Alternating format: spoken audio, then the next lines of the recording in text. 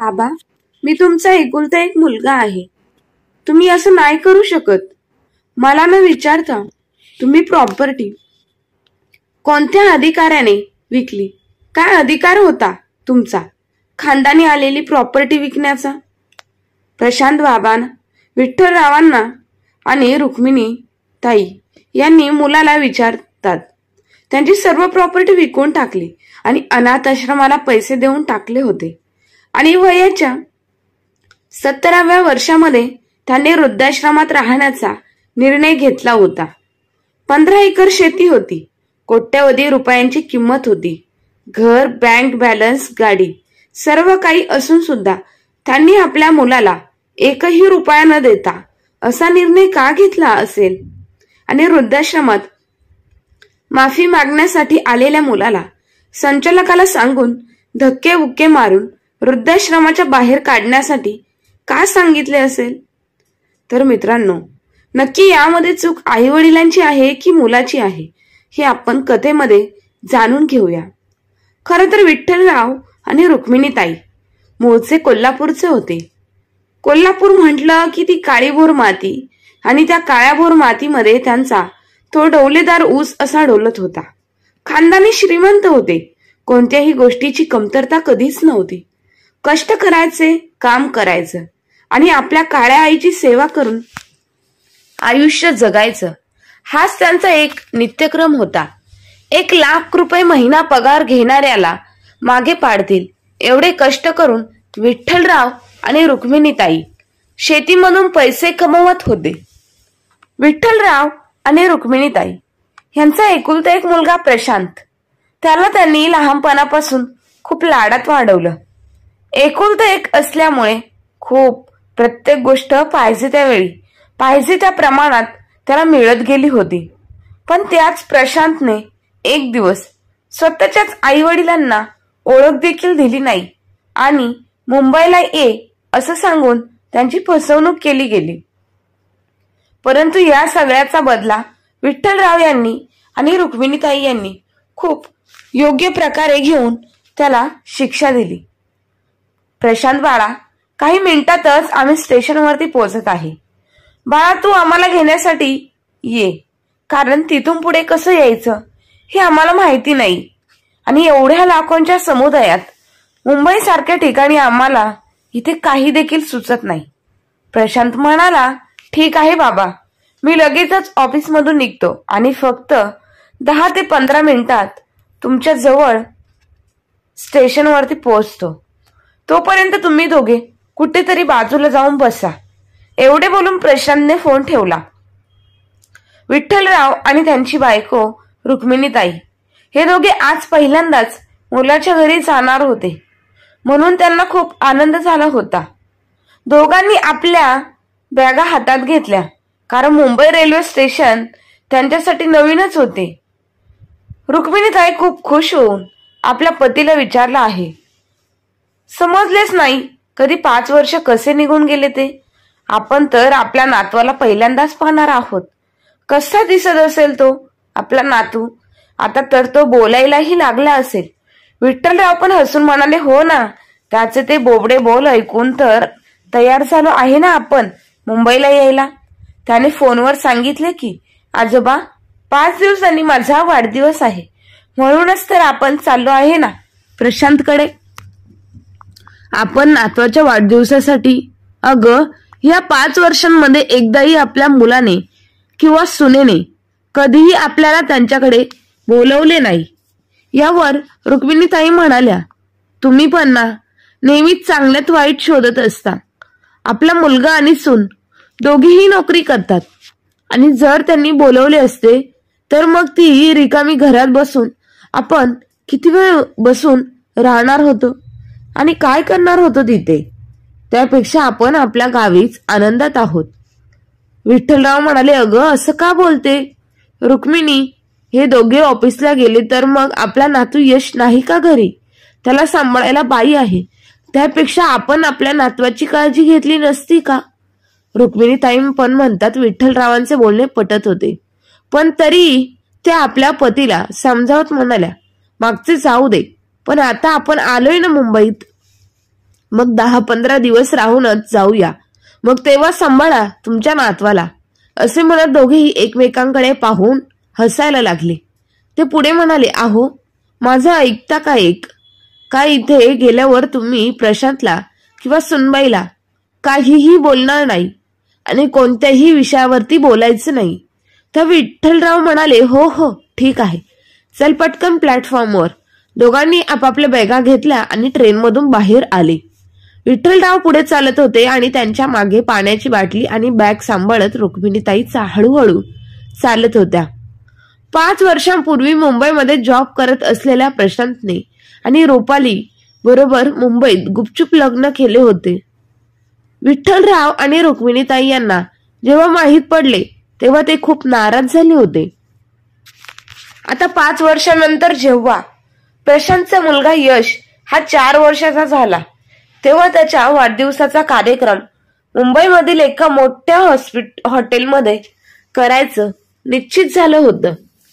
प्रशांतने तर आई वडिलांना फक्त औपचारिकता म्हणून वाढदिवसाला बोलवलेले होते, पण फक्त आपल्या नातवाला पाहण्यासाठी विठ्ठलराव आणि रुक्मिणीताई वाढदिवसाच्या निमित्ताने मुंबईला जाण्याचे ठरवून इकडे आले होते. जेव्हा 4 वर्षाच्या यशने खूप प्रेमाने आणि त्याच्या नाजूक बोबड्या आवाजामध्ये आपल्या आजी आजोबांना बोलवले तेव्हा मागचे सर्व काही विसरून विठ्ठलराव आणि रुक्मिणीताई मुंबईला जाण्यासाठी निघाले होते आणि आज ते त्यांच्या पत्नीसह मुंबईमध्ये पोहोचले. विठ्ठलरावांनी रुक्मिणीताईंचा हात धरून त्यांना प्लॅटफॉर्मवरती उतरवले आणि विठ्ठलराव फोन काढण्यासाठी त्यांनी खिशातून मोबाईल काढला. ते म्हणाले, प्रशांत बेटा, आम्ही प्लॅटफॉर्मवरती आलो आहोत. तू कुठे थांबला आहेस? मग तुला यायला आणखी किती वेळ लागेल?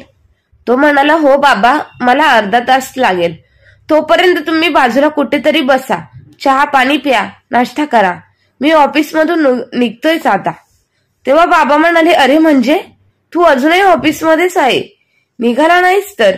तू तर म्हणाला होतास की आमची ट्रेन पोहोचण्याच्या आधीच तू स्टेशनवरती येऊन थांबशील म्हणून. विठ्ठलराव म्हणाले, अहो बाबा, एक महत्वाची मीटिंग होती.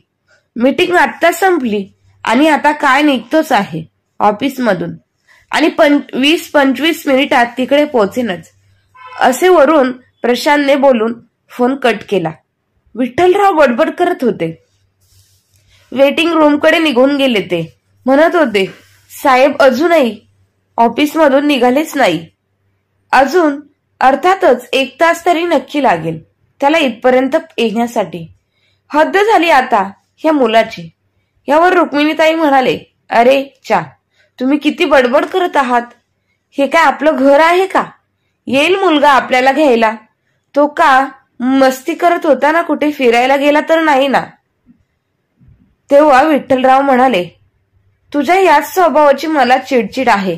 नेहमी मुलाची बाजू घेऊन बोलतेस. अगं, जर त्याला ठाऊक होते की आपण मुंबईला येत आहोत, तेही पहिल्यांदा, आणि जर त्याला मीटिंगमुळे यायला जमत नसेल तर स्टेशनवरती गाडी पाठवून देऊ शकत नाही का तो? आणि तसेही आज यशचा वाढदिवस आहे, तर मग ऑफिसमधून 1 दिवसाची सुट्टी देखील काढू शकला असता तो. तेव्हा रुक्मिणीताई म्हणाल्या, वाढदिवसाची सुट्टी घेण्यासाठी काय गरज आहे? कार्यक्रम तर सगळा हॉटेलमध्ये आहे आणि वाढदिवसाची तयारी करण्याचे काम हॉटेलवाल्यांचे आहे, म्हणून सुट्टी न घेतलेली बरी आहे. म्हणूनच त्यांनी सुट्टी नसेन घेतली. विठ्ठलराव दुःखी होत म्हणाले, बरोबर आहे, तू त्याची नेहमी बाजू घेत राहा. रुक्मिणीताई म्हणाले, आता बस करा आणि मला सांगा कुठे जायचं आहे ते. तेव्हा विठ्ठलराव म्हणाले, इकडे चल, वेटिंग रूम इकडे आहे. दोघेही वेटिंग रूम कडे गेले. तिथल्या बाकावरती आपापल्या बॅगा ठेवून दोघांनी हातपाय तोंड धुवून एक कप चहा घेतला. साधारण अर्धा तास झाल्यानंतर विठ्ठलरावांनी पुन्हा एकदा प्रशांतला फोन लावला. हॅलो प्रशांत बेटा, कुठे आहेस तू? प्रशांत म्हणाला, हा काय बाबा, आलोच. हॉटेलमध्ये काही ऍडव्हान्स देऊन स्टेशनवरती येत होतो. तेव्हा विठ्ठलराव काहीही बोलले नाही आणि फोन कट केला. खिशात हात ठेवून गुपचूप बसले. तेव्हा आपल्या पतीला शांत बसलेले पाहून रुक्मिणीताई म्हणाल्या, काय झालं? तुम्ही असे तोंड पाडून का बसला आहात? तेव्हा विठ्ठलराव म्हणाले, आता तो हॉटेलमध्ये ऍडव्हान्स द्यायला चालला आहे आणि तिथले काम झाल्यावर मग तो आपल्याकडे येईल. विठ्ठलराव यांना खूप भूक लागली होती. इतक्या लांबचा प्रवास करून गावाकडून मुंबईपर्यंत येण्यासाठी 5 तास तर गेलेच होते. तर 5 तासांमध्ये त्यांनी काहीही खाल्लं नव्हतं, म्हणून खूप भूक लागली होती. तेवढ्यात त्यांच्या बॅगेमधून बिस्किटचा पुडा काढला आणि बिस्किटे खाऊ लागले. रुक्मिणीताई म्हणाल्या, चला बरं झालं, प्रशांत येईल इतक्यात. तसे आता तर 11:30 वाजले आहेत. अख्खा दिवस पडला आहे. वाढदिवस तर संध्याकाळी आहे. 7 वाजता. दोघेही बाकड्यावरती भिंतीला टेकून बसले. विठ्ठलराव यांनी घड्याळाकडे पाहिलं तर आता दुपारचे 1 वाजले होते. त्यांनी पुन्हा प्रशांतला एकदा फोन केला. खूप वेळ रिंग वाजत होती, पण फोन त्याने काही उचललेला नाही. परत 2-3 वेळा फोन लावूनही जेव्हा फोनचे उत्तर मिळाले नाही, तेव्हा विठ्ठलराव रागाने म्हणाले, आता हा मुलगा फोन देखील उचलत नाहीये. काही चेष्टा लावली आहे का यांनी? तेव्हा रुक्मिणीताई आपल्या पतीला समजावत म्हणाल्या, काय रागराग करत आहात? ट्रॅफिक मध्ये कुठेतरी अडकला असेल. त्यांनी गाडी चालवावी की तुमचा फोन उचलावा? विठ्ठलराव म्हणाले, अर्ध्या तासांमध्ये पोहोचतो असे म्हणणारा होता ना? मग आता 2 तास झाले आहेत, अजूनही तो आला नाही. ही कसली पद्धत आहे? विठ्ठलरावांचा चेहरा रागाने लालबुंद झाला होता. पुढे रुक्मिणीताई म्हणाल्या, मुंबईची ट्रॅफिक माहित नाही ना? तुम्ही तर उगाचच नाराज होत आहात. येईल तो, त्यात काय? अर्थात इकडे तिकडे होतच की. तेवढ्यात फोनची रिंग वाजली. विठ्ठलरावांनी पटकन फोन उचलला आणि म्हणाला, हॅलो. हा, कुठे आहे? तेव्हा प्रशांत म्हणाला, हॅलो बाबा, सॉरी, मी ट्रॅफिक मध्ये फसलो आहे. बाहेर निघायला अजून किती वेळ लागेल माहित नाही. असे करतो, मी रुपालीला फोन करतो, तीच तुम्हाला घ्यायला येईल तिथे. तिचे ऑफिस स्टेशनच्या जवळच आहे. यावर विठ्ठलराव म्हणाले, जर तिचे ऑफिस स्टेशन जवळच आहे तर मग आधीच का नाही सांगितले? अरे, आता तर तुझे आई वडील म्हातारे झाले आहेत. आधीच प्रवास करून आम्ही खूप थकलेलो आहे आणि त्यात एवढा वेळ बसून आमची पाठ दुखत आहे. खूप थकलो आहे रे बाळा, लवकर पाठव सुनबाईला. असे बोलून त्यांनी फोन कट केला आणि आपल्या बायकोच्या जवळ येऊन तिथे बसले. आता सुनेची वाट पाहून जवळपास 1 तास होऊन गेला होता. आता 2 वाजले होते. त्या दोघांना खूप भूक लागली म्हणून रागामध्ये विठ्ठलराव पुन्हा म्हणाले, हा काय तमाशा लावून ठेवला आहे? जर तिच्या ऑफिस जवळच आहे तर ती मग अजून आपल्याला घ्यायला का नाही आली? खूप चांगले मूर्ख बनवायला लागले आहेत ही शहरातील लोक. त्यांनी आपल्याला त्यांच्या घराचा पत्ता देखील दिला नाही. आपण स्वतः त्यांच्या घरी गेलो असतो. रुक्मिणीताई म्हणाले, तुम्ही लगेच का हो रागाला जाता? एवढा राग बरा नाही. हातातले काम सोडून कोणी पटकन कसे येऊ शकते? आपल्या घरचे काम आहे का ते? हे बघा, येईल ती आता. एवढा वेळ थांबलो आहे तर आणखीन थोडा वेळ वाट बघायला काय हरकत आहे का? विठ्ठलराव म्हणाले, अगं, आपण सुनबाईला पहिल्यांदा पाहणार आहोत. आजपर्यंत तर आपण तिला फोटोतच पाहत आलो आहोत. कोणास ठाऊक ती तरी आपल्याला न्यायला येते की नवऱ्याप्रमाणे कारण सांगते. रुक्मिणीताई म्हणाल्या, हे बघा, आता तुम्ही काहीतरी खाऊन घ्या. असे म्हणत त्यांनी मेथीचा पराठा काढला आणि लोणचे एका प्लेटमध्ये काढले आणि ती प्लेट विठ्ठलरावांच्या समोर दिली. खूप भूक तर खूप जोरात लागली होती.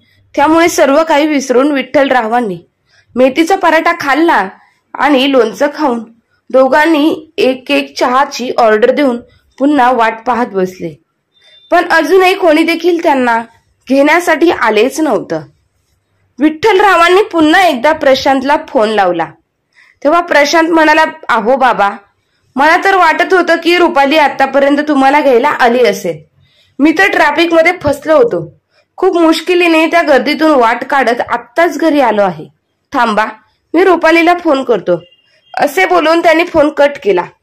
विठ्ठलराव एकदम शांत होऊन बसले. रुक्मिणीताई बेंचवरती पाय टाकून बसल्याच होत्या.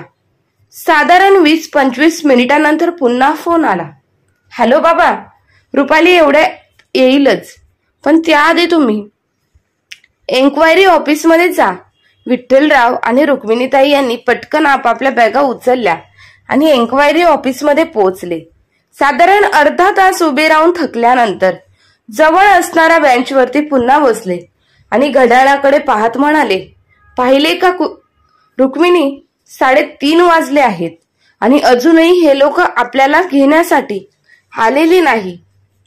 तुला आज जाम पुळका येतो ना तुझ्या मुलाचा, ना त्या पाहिलेल्या सुनेचा. आता मात्र रुक्मिणीताई काहीच बोलल्या नाहीत. तेव्हा आपल्या बायकोच्या चेहऱ्याकडे पाहत विठ्ठलराव म्हणाले, काय झाले, तू ठीक तर आहेस ना? रुक्मिणी काय म्हणाला का कोणास ठाऊक, पण अचानक पोट आणि डोकं खूप दुखायला लागलं आहे. विठ्ठलराव म्हणाले, बरंच चल, आपण वेटिंग रूम कडे जाऊया, तिथे थोड्या वेळ पडून राहा, तुला बरं वाटेल. जे रुपाली येईल तोपर्यंत घेण्यासाठी, तेव्हा मी तुला बोलवेल. ते पुढे येऊन म्हणाले, अरे देवा, तिचा नंबर प्रशांत कडून घेतलाच नाही. काही वेळाने ते दोघेही वेटिंग रूम मध्ये गेले. रुक्मिणीताईंना बेंचवर झोपायचे होते, पण तोपर्यंत तिथे तर इतर प्रवासी येऊन बसले होते आणि त्यांना आता फक्त बसण्यासाठी जागा शिल्लक राहिली होती. मग काय, रुक्मिणीताईंना बेंचवरती बसल्या बसल्या विठ्ठलरावांनी रुपालीचा नंबर विचारण्यासाठी प्रशांतला अनेक वेळा फोन लावला, पण फोन नॉट रिचेबल येत होता. वेटिंग रूम मध्ये गर्दी होती. विठ्ठलराव देखील थकले होते, म्हणून ते सुद्धा एका कोपऱ्यात जाऊन बसले. आता संध्याकाळचे 5 वाजले होते. रुक्मिणीताईंच्या चेहऱ्यावरून वाटत होतं असं की त्यांना खूप त्रास होत आहे. त्या विवळत होत्या. आता विठ्ठलरावांनी खूप काळजी वाटत होती, म्हणून त्यांनी पुन्हा एकदा प्रशांतला फोन लावला. तेव्हा त्याने उचलला. ते म्हणाला, हॅलो बेटा, तुझ्या आईची तब्येत बिघडली आहे, कृपा करून लवकर ये. तेव्हा पलीकडून आवाज आला, तुम्ही कोण बोलत आहात? तो आवाज एका स्त्रीचा होता. तेव्हा विठ्ठलराव म्हणाले, मी प्रशांतचा बाबा बोलत आहे. तू रुपाली बोलत आहेस ना? हो, मी रुपाली बोलत आहे, पण मी तुम्हाला ओळखलं नाही. आणि हा प्रशांत कोण आहे? सॉरी, रॉंग नंबर असे बोलून तिने फोन कट केला. आता विठ्ठलराव खूप परेशान झाले होते. त्यांना स्वतःचा राग येत होता आणि वाईट देखील वाटत होतं. रुक्मिणीताई पण आता खूप विव्हळत होत्या. विठ्ठलराव यांनी आपल्या बायकोला दिलासा दिला आणि ते बाहेर औषध आणण्यासाठी स्टेशनच्या बाहेर गेले. त्यांनी इकडे तिकडे पाहिलं, पण एकही मेडिकल स्टोअर तिथे नव्हते. ते येणाऱ्या जाणाऱ्यांना विचारत होते. तेव्हा पुढे चालत आल्यावर त्यांना एक मेडिकल स्टोअर दिसले. तिथे गेल्यावर डॉक्टरांच्या प्रिस्क्रिप्शन शिवाय काहीच औषध देण्यात मेडिकलवाल्यांनी नकार दिला होता. आधी डॉक्टरांना दाखवा, मग ते औषध देतो असं सांगितलं. विठ्ठलराव खूप दुःखी झाले होते. इकडे तिकडे पाहून रस्ता क्रॉस करून स्टेशनच्या दिशेने आले आणि खिशातून फोन काढून त्यांनी पुन्हा एकदा प्रशांतला फोन लावला. हॅलो प्रशांत बेटा, तुझ्या आईची तब्येत फार बिघडली आहे, तिला खूप त्रास होत आहे, तू कुठे आहेस? त्याचे बोलणे अजूनही पूर्ण झाले नव्हते.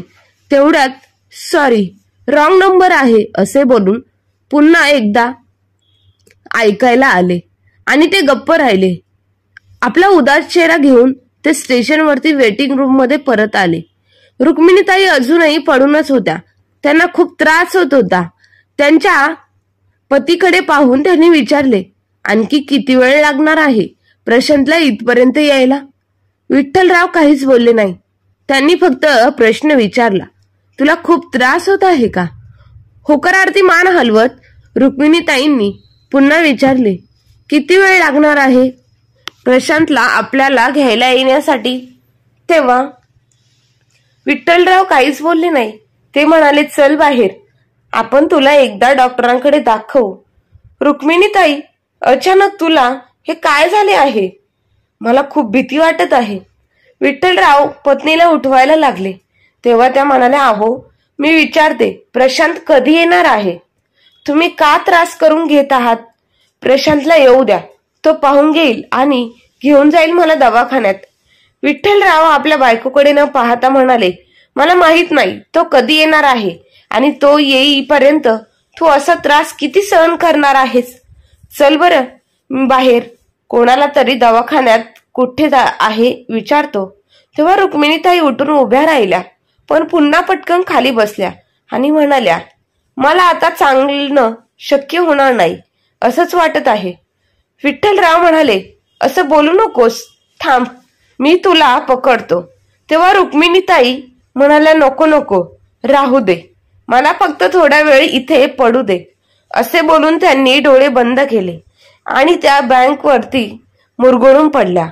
आता मात्र विठ्ठलराव खूप चिंतित झाले होते.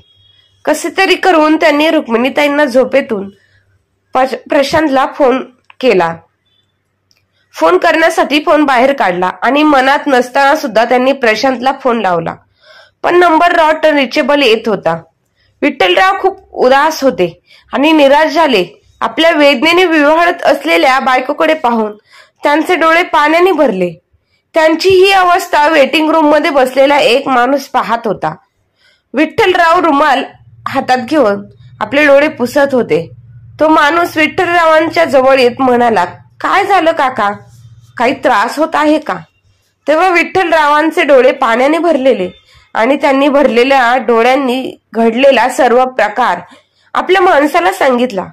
तो माणूस म्हणाला, हो काका, मी ते झाडू मारायचं काम करतो. मी सकाळी 11 वाजल्यापासून तुमच्याकडे पाहत होतो. तुम्ही सतत फोनवर बोलत होता.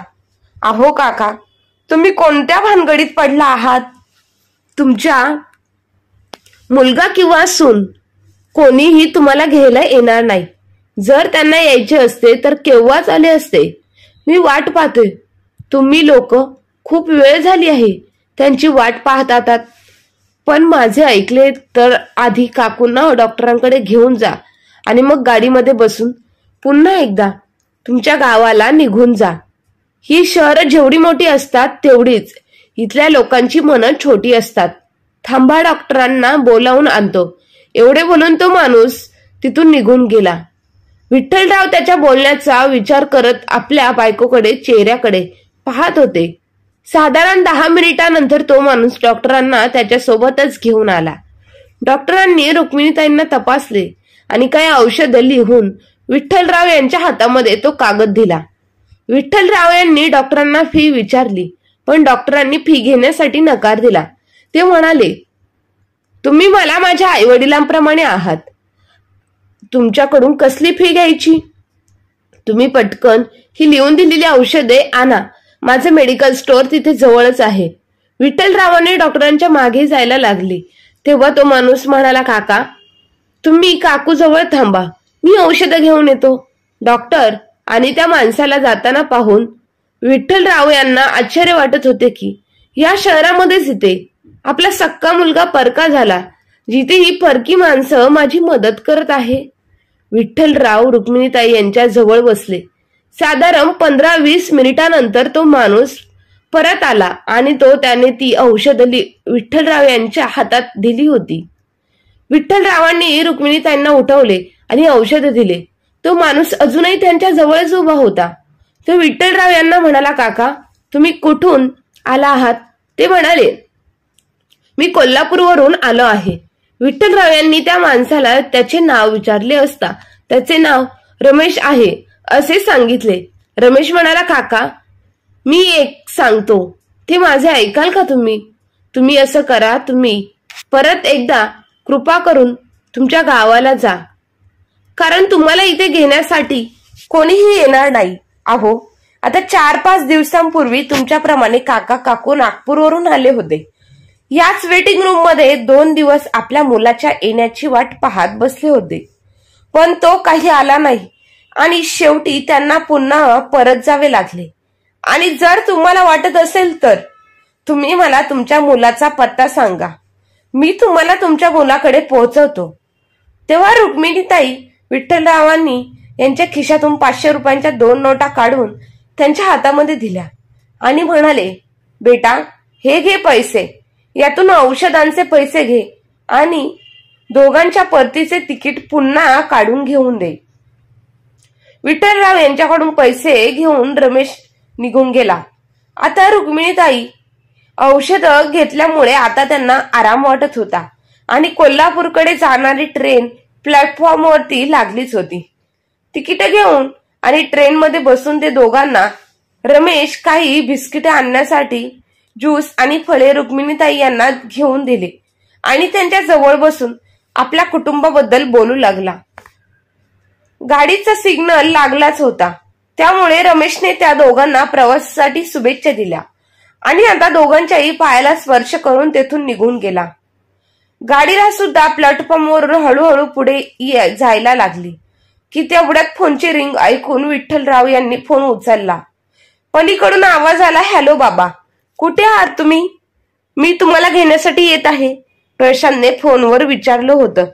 तेव्हा सॉरी, रॉंग नंबर आहे असं बोलून विठ्ठलराव यांनी फोन कट करून टाकला आणि भरलेल्या डोळ्यांनी खिडकीच्या बाहेर पाहून परत एकदा ते गावाला निघून गेले. आता मात्र आपल्या मुलाचं खरं रूप आणि रंग विठ्ठलराव यांनी ओळखला होता, त्यामुळे ते गावाला तर निघून आलेच होते, परंतु त्यांनी खूप मोठा धाडसी निर्णय घेतला होता, जो की जी प्रॉपर्टी होती कमीत कमी कोल्हापूरमध्ये त्यांची हायवे लगतच 15 एकर शेती होती आणि पूर्ण बागायती होती. शेती असल्यामुळे आज तिची एकरी रक्कम देखील खूप वाढलेली होती. एकुलता एक मुलगा होता आणि एकुलता एक मुलगा असून देखील जी काही प्रॉपर्टी होती, जी काही संपत्ती, घर, बंगला, गाडी, शेती, सगळ्याचा मालक फक्त आमचा मुलगा एकटाच होता. त्याच मुलाला लहानाचं मोठं करत असताना कष्ट करून वाढवलं आणि या सगळ्या संपत्तीचा वारसदार एकुलता एक मुलाला ठेवलं. परंतु एकुलता एक मुलाने आज आम्हाला बेवारस केला आहे. मग काय करायचं? एवढी प्रॉपर्टी ठेवून कोणासाठी ठेवायची आणि का त्याला फुकट मिळून द्यायची? आहे तोपर्यंत आम्ही आमच्या प्रॉपर्टीमध्ये आनंदाने राहू आणि जो काही पैसा आहे त्या पैशामध्ये खाऊ पिऊन दोघे नवरा बायको एकमेकांची काळजी घेऊन राहू, असा विचार करत विठ्ठलराव गावाला पोहोचले होते. विठ्ठलरावांनी रुक्मिणीताईंना सांगितले, रुक्मिणी, माझा निर्णय झालेला आहे. मी आता तो तुला फक्त ऐकवत आहे. बघ, वयाची 65वी ओलांडलेली आहे.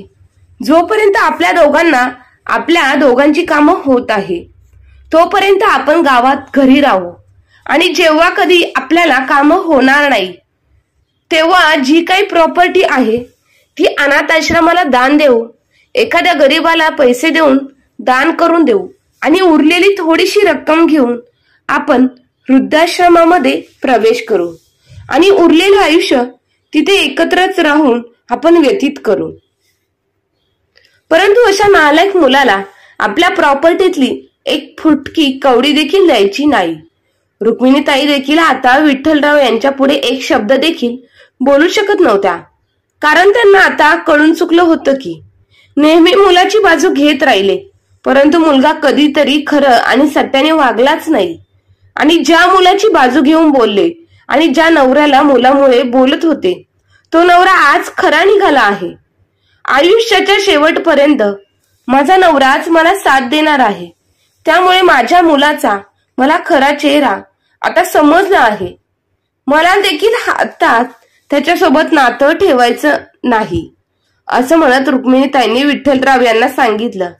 दोघेही वयोवृद्ध आईवडिलांनी हा महत्वाचा निर्णय घेतला आणि वयाच्या 70व्या वर्षी दोघेही सर्व प्रॉपर्टी विकून अनाथ आश्रमाला दान करून उर्वरित थोडी रक्कम सोबतीला घेऊन वृद्धाश्रमामध्ये गेले आणि तिथे आनंदाने राहत होते. परंतु जेव्हा विठ्ठलराव आणि रुक्मिणीताई यांनी त्यांची सर्व प्रॉपर्टी विकली आणि ती वृद्धाश्रमाला दान दिली तेव्हा मात्र तालुक्यातच नाही तर जिल्हा स्तरावरती न्यूज पसरू लागल्या. कोट्यावधींची प्रॉपर्टी ही वयोवृद्ध माणसाने अनाथ आश्रमाला दान दिली आणि त्यासोबतच त्या दोघांचा फोटो देखील होता. ही बातमी पाहता पाहता प्रशांतच्या कानावरती देखील गेली होती आणि त्यांनी देखील त्याच्या उघड्या डोळ्यांनी पाहिलं की आई बाबांनी गावची जी काही प्रॉपर्टी होती ती सगळी अनाथ आश्रमाला दान दिली आहे. आता मात्र त्याला खूप राग आला होता. प्रशांतला नेहमी असं वाटत होतं की मी कधीच आईबाबांचा सांभाळ करणार नाही, परंतु आई बाबा हे मला खूप जीव लावतात. मी त्यांचा एकुलता एक मुलगा आहे, ज्यामुळे जी काय प्रॉपर्टी आहे तिच्यावरती माझ्या एकट्याचा अधिकार आहे असं नेहमी त्याला वाटत होतं. आणि काहीही झालं तरी सर्व प्रॉपर्टी मलाच मिळेल ही चुकीची आशा त्याने मनात ठेवली होती. परंतु ही बातमी ऐकून त्याला खूप मोठा धक्का बसला आणि दुसऱ्या मिनिटाला त्यांनी ऑफिसमध्ये फोन करून कळवलं, आज मी ऑफिसला येणार नाही, आज मी सुट्टी घेतली आहे. एवढं बॉसला सांगून तो गावी निघाला. परंतु गावी गेला आपल्या घरी आपली जमीन, शेती, प्रॉपर्टी सर्व काही, परंतु पाहिलं तर तिथे सगळा कायापालट झाला होता. गावातील सरपंचांच्या माध्यमातून विठ्ठलराव आणि रुक्मिणीताई एका वृद्धाश्रमामध्ये राहत होते. तेथूनच त्यांचा पत्ता घेऊन प्रशांत तिथे त्यांना भेटण्यासाठी गेला. वृद्धाश्रमाच्या बाहेर रिसेप्शनवर त्यांनी सांगितलं, मला विठ्ठलराव देशमुख आणि रुक्मिणीताई देशमुख यांना भेटायचं आहे, ते माझे आई बाबा आहे असं सांगितल्यामुळे तिथे आतमध्ये त्याला सोडलं. परंतु विठ्ठलराव आणि रुक्मिणीताई एका झाडाखाली मस्त आनंदाने गप्पा मारत बसले होते. वृद्ध काळात तो त्यांचा आनंद वृद्धाश्रमात पाहत होता आणि आनंदाने तिथे त्यांचे जीवन व्यतीत करत होता. प्रशांतने लांबूनच पाहिलं. तो गेला आणि आईबाबांना भेटायला.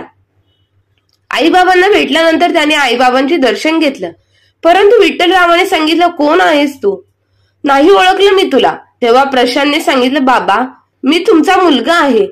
प्रशांत, असे कसे तुम्ही माझी ओळख विसरू शकता? मी तुमचा एकुलता एक मुलगा आहे. तेव्हा विठ्ठलरावाने सांगितलं, नाही, आम्हाला कोणीही मुलगा नाही आणि मी नाही ओळखत तुला, सॉरी. विठ्ठलराव एवढे बोलतात, परंतु रुक्मिणीताई मनातल्या मनात म्हणाले, अरे तुझा काहीतरी गैरसमज झाला आहे. आम्हाला मुलगा कोणीही नाही, आम्ही निपुत्रिक आहोत. तू काहीतरी चुकीचं बोलत आहे आणि चुकीच्या लोकांना भेटण्यासाठी तू आलेला आहेस. जेव्हा स्वतःच्या आईच्या तोंडून असे शब्द प्रशांतने ऐकले तेव्हा त्याला खूप वाईट वाटत होते. तेव्हा प्रशांतचा खरा चेहरा पुन्हा एकदा विठ्ठलराव आणि रुक्मिणीताई यांच्या समोर आला. प्रशांत म्हणाला, ठीक आहे, नाही ना तू मला मुलगा तर सोडा आणि नका ओळखू तर सोडाच. मला खरं खरं सांगा, ज्या प्रश्नाचे उत्तर शोधण्यासाठी मी इथपर्यंत तुम्हाला शोधत आलो आहे त्या प्रश्नाचे उत्तर तुम्हाला द्यायचेच लागेल. कोणाला विचारून तुम्ही सगळी प्रॉपर्टी अनाथाश्रमाला दान दिली, सर्व प्रॉपर्टी विकली आणि शेतीही विकली? या सगळ्या गोष्टींचा हक्कदार आणि वारसदार मी एकुलता एक तुमचा मुलगा होतो ना, मग विकली का? काय गरज काय होती तुम्हाला? आता गुपचूप जे काही पैसे उरले आहेत ते पैसे माझ्या हातात द्यायचे आणि गुपचूप म्हातारपणात इथं पडून मरायचं. जेव्हा प्रशांत असा बोलला तेव्हा विठ्ठलराव यांनी एक जोरदार थप्पड त्याच्या मुस्कटात लावली आणि प्रशांत बाजूला जाऊन पडला. काय बोलत आहे तू? कोणाबद्दल बोलत आहेस? कोणत्या प्रॉपर्टी बद्दल बोलत आहेस? अरे ती प्रॉपर्टी वडिलोपार्जित होती, माझ्या आई वडिलांनी कमवलेली होती आणि ती मी सांभाळली आणि मी तीच तुला देणार होतो, परंतु तितक्या लायकीचा तू नव्हता. मुलं हे फक्त आई वडिलांची प्रॉपर्टी घेण्याच्या इतपतच असतात. जेव्हा तुम्हाला प्रॉपर्टी लागत असते तेव्हा त्यांच्या पाठीमागे देखील तुमचे काहीतरी कर्तव्य असतं, भले प्रॉपर्टी असो अगर नसो. परंतु ज्या आई वडिलांनी तुम्हाला हे जग दाखवलं, तुमचं जीवन सुखमय केलं, त्याच आई वडिलांना जर मुलं म्हातारपणात ओळखही देत नसतील तर अशी मुलं असून सुद्धा काय फायदा आहे? मी प्रॉपर्टीसाठी तुला आई वडील आठवतात का रे?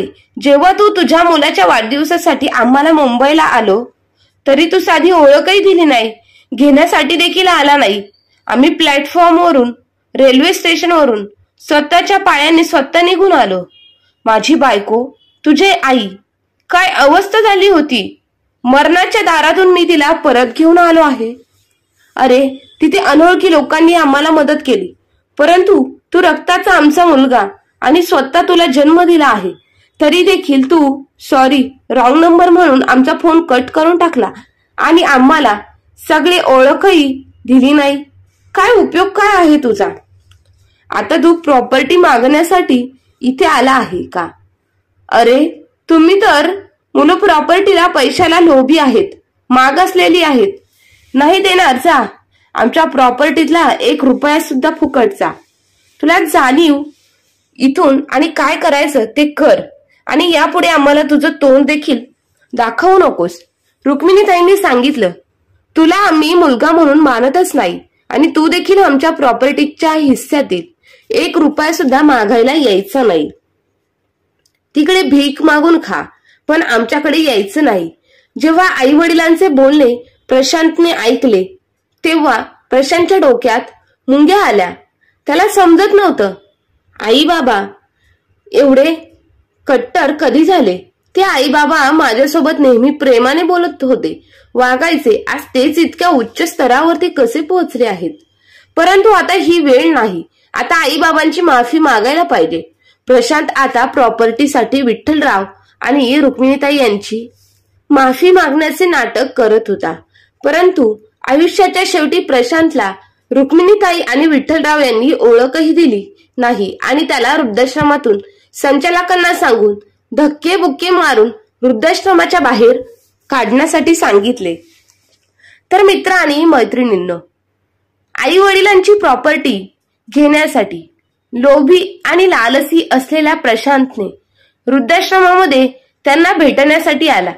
परंतु त्यांनी त्याचं काहीच कर्तव्य पार न पाडता फक्त आई वडिलांची प्रॉपर्टी घेण्यासाठी आला होता आणि तो कधी आयुष्यात त्याच्या आई वडिलांचा सांभाळ देखील त्याने केला नाही. तर मित्र आणि मैत्रिणींनो, प्रशांत सारखी मुलं असतील तर काय करायचं? आणि रुक्मिणीताई आणि विठ्ठलराव यांनी सर्व प्रॉपर्टी विकून टाकली आणि वृद्धाश्रमाला अनेक ठिकाणी दान केली.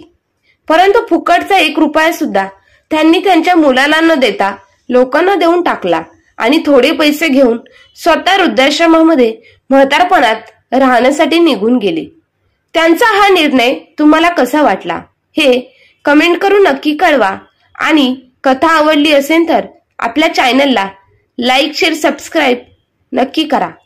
धन्यवाद.